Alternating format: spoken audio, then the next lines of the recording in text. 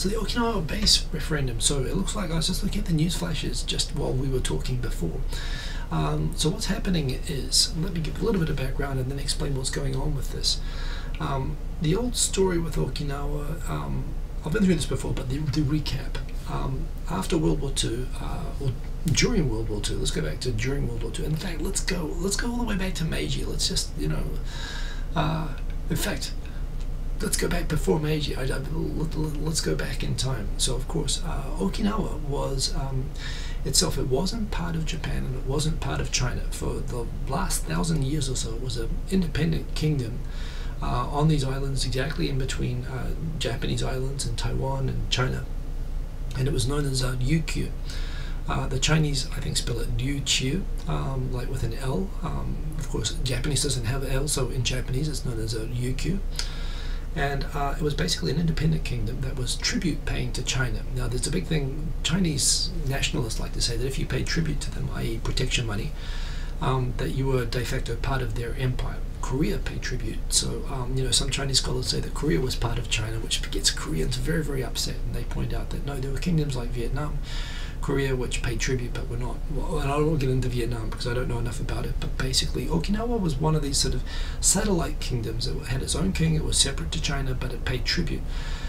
Because China would come in and collect its protection money every few months. It did have a relationship with Japan, but it was kind of kept under wraps. Japan was more or less known for piracy during the closed nation period, and so there wasn't anywhere near as powerful as or influential as China. However, when the Chinese Empire was in decline during the 19th century due to everyone colonizing it, and Japan was definitely on the rise during the Meiji period militarily. In fact, it was just building up, I believe it was just after it defeated China in the first Sino-Japanese War. It was preparing for war with Russia. It was getting pretty good, and it decided to go around and tidy up the neighborhood, and it annexed Okinawa. At the same time, it was about 10 years before it annexed Taiwan and Korea and Sakhalin Island and other sort of places. But it was basically it was the very first phase of expansion during the Meiji period, when Japanese would say it was consolidating existing territory, but it had an independent identity before that. Okinawan language is very different to Japanese. I mean, it's normally in most parts of Japan, the accent, you can still hear Japanese words, and even if there are some words you don't understand. I've been to Okinawa, and in the north of the main island, I couldn't understand a single word. So, yeah, it's from this perspective, it was integrated into Japan during World War II, of course, as America started island hopping back to get within bombing range of the main islands of Japan. It had a really complex role in the sense that it had been integrated into Japan for about 50 years, a long time. But it was treated slightly differently to the other islands. It was seen as still as kind of a buffer island more than the main islands themselves by the Japanese, and of course for the Americans as well. It was, as I understand, some of the fiercest battles ever fought in warfare, including something like, 1 in 3 people died on these islands, and it was basically, people described a hailstorm of bullets, like just across the whole main island of Okinawa. Huge loss of life. People forced to commit mass suicide, jumping off mountains and so on there. A really bitter battle, and the Americans sacrificed a lot of blood, as did the Japanese. That was sort of in many ways their last stand in World War II. So basically, when World War II ended and America was occupied, the United Nations, but mainly America occupied the rest of Japan, America went back to the way of looking at Okinawa as being kind of separate to the rest of Japan, not just for the same reasons as the Japanese, but in the new post-war order you had Taiwan nearby, which was the last holdout of the Civil War, bearing in mind that Japan was occupied until 1953. Basically you had the Korean peninsula becoming unstable with the Chinese and the Russians funding North Korea. You had a civil war in China with the same thing with Taiwan nearby, and the Americans, realizing that they had to give Japan back at some point, decided that for all sorts of reasons it would be in their best interest to hold on to Okinawa and to sort of keep bases there, because of course they were going to get into, first of all, this war in Korea, and then later on potentially wars in China and so on. There was a realization that for the Americans to basically prevent China and Russia overrunning Northeast Asia, which is something that Japan feared as well, that it was something that they had to keep strategically. Those islands were just too good to give up. So America basically went all in, putting all of their troops onto Okinawa, and Okinawa remained a part of Japan, I believe, until 1975. Was it 1972? But in any case, they held on to it for a good 30 years after the war as part of the U.S., like Guam or like Saipan or Puerto Rico, like part of America, not a state, but integrated into America. They drove on the other side of the road. They had American laws, and yeah, it was like so it became it once again it reestablished a slightly separate identity. However, I believe it was 1972 that they reverted to Japanese control. It was always with the understanding that happened when the Americans left the main islands as well, which is that the Americans sort of, Japan was prohibited through its constitution, which was written by America for Japan, to not have military forces, but at the same time, Japan would happily support America's presence in the region as basically a buffer against Russia and or Soviet Union and People's Republic of China and North Korea and whatnot, that Japan would allow them to keep military bases. And of course, the easiest place to keep military bases was in the area that had been American the longest, which was Okinawa. Very sensitive having American bases building up too much elsewhere. There are a lot of big bases around Tokyo, of course, but the idea of expanding those was difficult. And basically, the Okinawan Islands, what's the percentage? It's like 20% of Okinawa is actually covered in base land. So it's this legacy of U.S. post-war occupation of Okinawa that you have the situation that basically, in order to create these enormous bases, which really are, for intents and purposes, like a huge military base that America has in Northeast Asia. The Americans had no problems, of course, nationalizing, confiscating land from regular people to build these bases. And once the Okinawa reverted to Japan, this became Japanese government land, but that was leased and basically given to the Americans for the purpose of hosting their bases.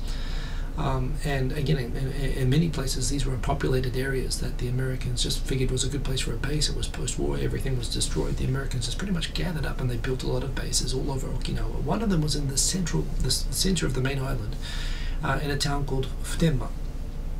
Now, some people who live there on the base point out that the Futenma wasn't a big town when the Americans arrived, and the town did grow over time. The population there grew, the economy grew, partly because of the presence of this enormous marine base that was there. And as it's kind of funny, sometimes as populations grow near airports, people start to complain about the noise from the airport. People in the airport say, well, you didn't have to move to an airport, why are you complaining? But of course, this is a case where you actually have two problems with the base in Futenma in central Okinawa. One, it's really in the middle of a very densely populated area, all around the very fringe of the airstrip there, of a very narrow strip of land. You've got a university, you've got schools, you've got really densely populated areas. And around those, and this is a marine base, by the way, but of course it's got an airstrip as well. And around that base, you've had two air accidents that have caused deaths of people on the ground, including a helicopter crash at a university, a bunch of other air accidents, crashing planes, and so on that have caused death. The other problem is that you also have crime. And again, U.S. forces, I know, always go to pains to point out that the crime rates of crime caused by Marines and caused by U.S. personnel in Japan is far lower than the local or national average. They're far less likely to be criminals than regular Japanese people. But fact is, when you're hosting foreign military troops and those military troops under any circumstance commit crimes, it doesn't obviously look good, especially when the community already feels antagonized, or some parts of the community feel antagonized towards the foreign troops. And there are a couple of cases that happened in the 1990s, some particularly nasty ones, including some rape and murder of a young girl by multiple U.S. Marines that caused really... Again, you have to understand everything has always been very finely balanced. There are people in Okinawa who support the bases because they depend on them economically. They appreciate the benefits that the U.S. bases bring to the island and to the economy. At the same time, there's people who feel like there's people who directly suffer because of this, because their land was confiscated or because they have lost people as a result of accidents or crime or whatnot. And then you have other people who just don't want U.S. bases. They feel like they're continuing to suffer a kind of a second-class status. And this is the biggest issue, is that Okinawa is part of Japan, yet the burden that Okinawa feels for hosting U.S. forces is far, far greater than any other part of Japan. And they've pointed out, we've been putting up with this for more than 70 years.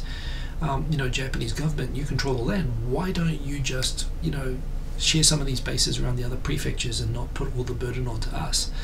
And Hatoyama, there was a Democrat Prime Minister who suggested this, and he actually went around a couple of other prefectures and said, hey, would you like to take some of the Okinawan bases? And all of them said, oh, we feel very terrible for Okinawa, but we wouldn't want to become like that ourselves, so no way, not in my backyard, was what everybody else sort of said, and it fell through. The other thing that Hatoyama did, even considering asking the Americans to move their bases, was just like... well, I've talked about this before as well, but basically, one thing you do not do with America, particularly when you're de facto living under their protection as Japan, is that you do not lecture them about how they go about that defense, including where they put their bases. At that time, there was a Democratic government in America and Democratic government in Japan. When Hatoyama said that when he campaigned that he would go and persuade the Americans to let them move these U.S. bases to other islands in Japan, Hillary Clinton had a stern conversation. From what I can figure out, I think she must have pegged him or something. He came out sweating, cold, pale, and he resigned as Prime Minister a few days later. So that didn't go over very well. So what everyone sort of agreed, even the Americans agreed, they were getting such bad press around this base in Futenma. The crime around it, the accidents, the resentment at the confiscated land that it was built on, and everyone was looking for a solution. Everyone agreed it wasn't going to work well for the Americans or frankly anyone else to move the bases off the islands of Okinawa. So the best solution which everyone could sort of come up to was that they thought that they could relocate the base within Okinawa, but rather than take someone else's land, the idea was that there's a massive base in the north of the island of Okinawa called Camp Schwab, and it's on the edge of a nature reserve, and it's got this huge beach and sort of reef right beside it. And people pointed out, as you can see in the picture there, rather than take someone's land, you could actually relocate the entire marine base in Futenma. You could actually fill in basically the reef. You could extend out from Camp Schwab, from an existing US base, out into the ocean and build this thing as an artificial, basically, extension of the land there, and put the marine base there. So look, from that perspective, the Marines are still there in Okinawa, but basically you can give the land back in Futenma, and the risk of accidents and crime, and that has actually been a specific safety issue as well as the noise issue for the residents of Futenma. You could resolve that. At the same time, the US forces, which are critical to the stability of Northeast Asia, I mean, if those forces weren't there, I'm pretty sure that Taiwan, South Korea, and Japan would not have enjoyed the prosperity that they've had for the last 50 years. Those forces still get to stay there, but they're not basically bothering people so much. However, even then, the depth of resentment that the solution here does not involve moving these forces either back to Guam or to another part of Japan, and that, why does Okinawa still have to host this? There's a huge number of Okinawans that it still is controversial. Basically, there's Okinawans who support this because they want to. They recognize this will be good for Futenma. There's other people who support it because they recognize that the development of this base will be good for the economy. There's also people, on the other hand, who just feel like, no, this is Okinawa getting treated like a second-rate prefecture again, and having to, get into bed with America. Take one for the rest of the team. Why doesn't the rest of the team ever take one? So there's a lot of deep-seated opposition, as well as there's also environmentalists who point out that this is a pretty pristine reef beside Camp Schwab, and they don't want people pouring concrete all over it. But yes, it's mostly just general resentment at having US bases and not wanting to increase or even sustain any move. They say should be a reduction of US forces and US burden in Okinawa, which the US obviously isn't ready to do. And hell, it's not exactly the area is totally safe. So against that background, there's been successive conflict between the Okinawan government and the national government, where basically even when they had an LDP governor of Okinawa, he became an opponent of the base, even though this is the deal filling in this move to Henoko. This extension of Camp Schwab is supported by the central government, the LDP. It's also supported by the US government, and they both agreed to do this country to country, but Okinawa Prefecture has been against it. And whenever the central government issues a permit to go and start filling in the reef or to start construction, the Okinawan prefectural government, effectively like the state government, basically rescinds and blocks it. They block the suppliers. They basically tried to interfere, and this has gone all the way through the courts, and basically Okinawa has been defeated in the end. So the recent new governor of Okinawa, who interestingly is actually half Japanese, his father was a Caucasian US serviceman who apparently knocked up for want of a better term. Apparently, he left a half child in Okinawa, never claimed paternity or whatever. So the governor's never met his dad, although he is half. He's governor of Okinawa. He is against U.S. forces. He's against the building of this base, and in order to get some capital for going and directly protesting the construction of this base here, with the U.S. government and the central government directly, he launched a referendum which is being held today, which is basically, do you support or not support the relocation of Denmark to the Henoko, to the new base where they're trying to build it. And the results of that referendum are just coming in tonight, and it appears that more than 25% turnout, which is pretty good for referendums. They're generally pretty low, and it looks like the majority have supported the Okinawan government position of opposing the relocation of this base. Now, where do I land on this? I support the central government and the U.S. government. I believe that, it sucks for people in Okinawa that want to reduce the bases. I do get that. But I think this is the best solution available. There is no other location that you can host the base within Japan. In terms of regional stability, the base is important. This is a solution which makes Denmark safer. It allows those forces to move away from Denmark. The return of the land there improves the safety. So yeah, Quinn Rankin asks, is the referendum binding? No, it's not. This is just being run as a kind of a poll by the Okinawan government to use as some kind of moral authority in negotiating with the central government, but it doesn't have any impact on anything. Frankly, it's just it's not like Brexit, but it's basically it lends some moral authority to a prefectural government that's basically keeps losing in the national courts against the central government.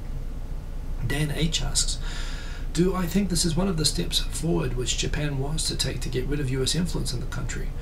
Also, do I think there's Chinese influence of this issue? Well, that's interesting. That's very interesting.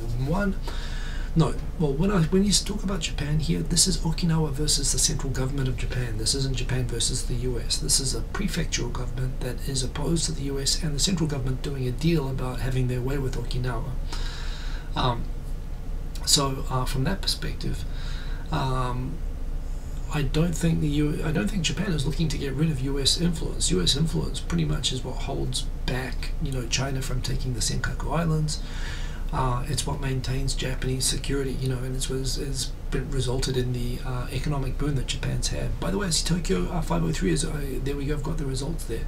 Majority of voters in the Okinawa referendum rejected the landfill to relocate a U.S. military base, clearing the mark of 25% for the governor Denny. To convey the result to Abe and Trump, which is all he's promising to do is to convey the result. Two questions there from Dan, however. The first was, is this the Japanese government trying to get rid of US influence? The answer is absolutely not.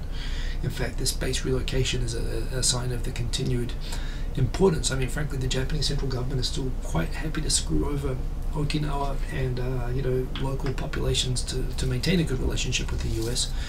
And the last government that tried even testing that relationship, the Democrats, they got destroyed over it. That's the first half. The second half, do I think that there's Chinese influence on this issue? Yes. There's no clear evidence from what I understand about that, and obviously it's sensitive to raise, but certainly right-wing commentary, particularly a lot of the activists, the protest groups that have been blockading Camp Schwab in protest for this, right-wing internet groups, basically whenever the story comes up, they always say, hey, how are those people getting a living? Who's paying their wages to stay there protesting every day? There are rumors of Chinese financing of extreme left-wing groups in Japan that oppose US forces, including groups like the Red Army and whatnot, which I don't think are active in Okinawa anymore, but certainly there are rumors, and generally when people in Tokyo and right-wingers dismiss Okinawan protests, they say dismissively, oh, that's just the Chinese funding, trying to make trouble for the Americans in Okinawa. I don't know that that's based on any fact, but it's what comes up over and over, and obviously it's a story. It's kind of an excuse to not pay attention to the protesters down there, which clearly a referendum like this shows that this isn't, even if there is Chinese influence in this, if we get a majority result of a Okinawa-wide referendum, it's showing that this isn't just some fringe groups being funded by outside powers. It is more than that, and you can't dismiss it like that. So it answers that question.